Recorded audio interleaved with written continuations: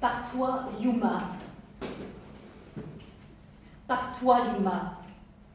Il voulait dire par toi, humain. Je suis terrifiée. Il se jeta face contre terre pour ne pas voir, pour ignorer. Je dis il, mais c'était elle. Il, c'est l'humain, femme, homme, plus doux que bête, on nous raconte. Il ne restait plus que la terre à embrasser. Il venait d'être violé. Sa jupe avait été troussée, sa jupe en peau de fortune. Face contre terre, se sentait libre. Il la mordait, il la serrait, des mousses recouvraient ses dents. Des fourmis couraient sur ses cuisses, ses cheveux s'étaient répandus. La terre était mouillée de nuit, de pluie. Il écartait ses bras sur elle, pleurait, ses cheveux s'étaient répandus. Il grondait, il gémissait, des mousses recouvraient ses dents.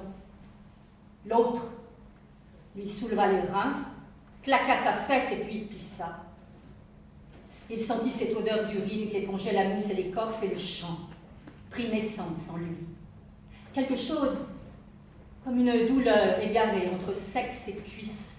Ce n'était pas un pleur d'enfant ni de jeune animal perdu, c'était la colère du sexe d'avoir été saisi, percé. C'était la colère des cuisses de n'avoir pas mieux résisté. C'était la colère des autres qui remontait dans ses vaisseaux, sa chair musclée, ses nerfs, sa peau, dans ses cellules rassemblées, des femmes et des êtres blessés par des Yuma tant ressemblants. Elle ne pouvait faire autrement pour résister à sa façon.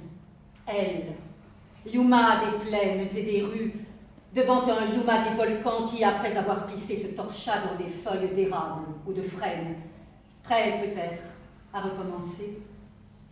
Mais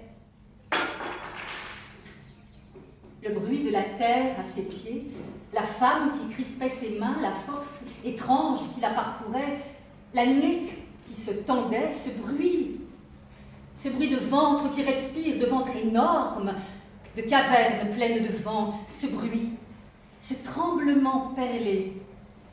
Il recula.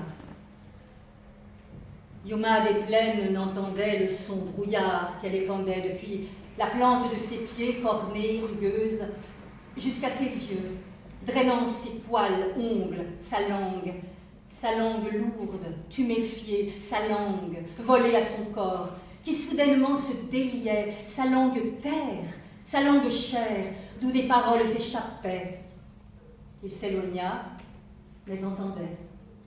Chose qui ressemblait, ne ressemblait.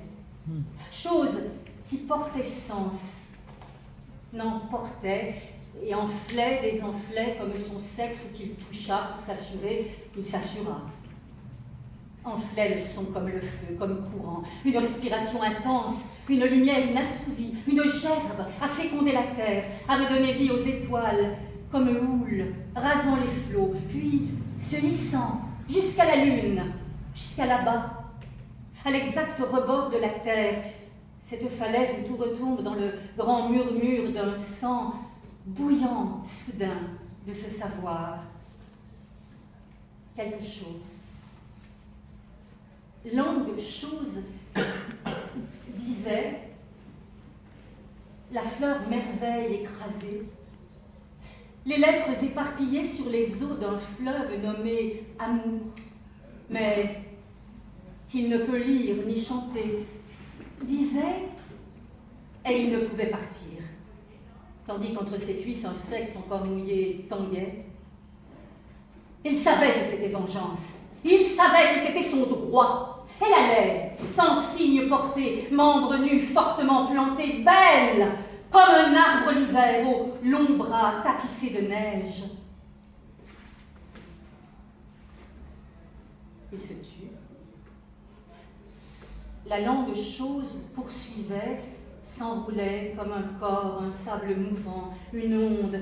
C'était grave, et cela prenait. Ce n'était plus femme, ni homme. C'était il, pour Yuma, pour humain, pour l'autre. Le chant entrait dans sa tête, il ne s'en départait pas, faisait comme une rumeur, un soi qui disait à soi « Attention, c'est la terre qui parle, attention !» Et le vent se mit à souffler. Il vola, dépeça les mots de la femme Yuma au sol.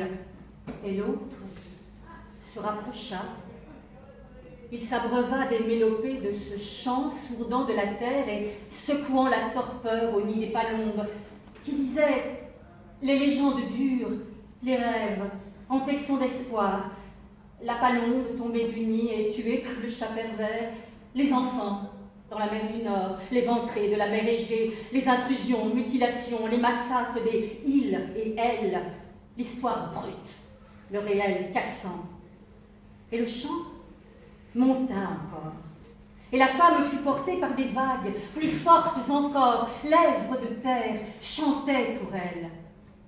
Et l'homme devenait terre, l'homme debout, entre les arbres, fiché comme un pieu en terre, ne sachant plus, ne sachant rien, juste des images d'enfants dans le champ silencieux des laves. Et Yuma, l'homme, se couvrit. C'était pour lui chant des volcans et des crépitations sublimes, des panaches, des tonnerres, lumière et cendres, la terre fondant, brûlant, puissant, la terre osant, la terre tuant, humain fuyant. La femme terre se souleva et il l'aima. Il l'aima. Comme on aime l'autre qui nous apprend. Il l'aima.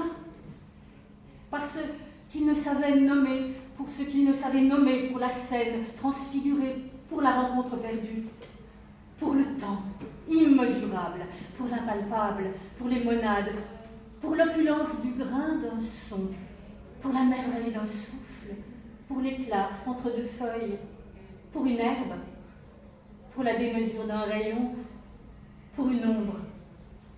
Une ombre. Et il pleura. Il pleura. Sa tunique sur une branche, doucement. Il la posa près de la femme de minuit.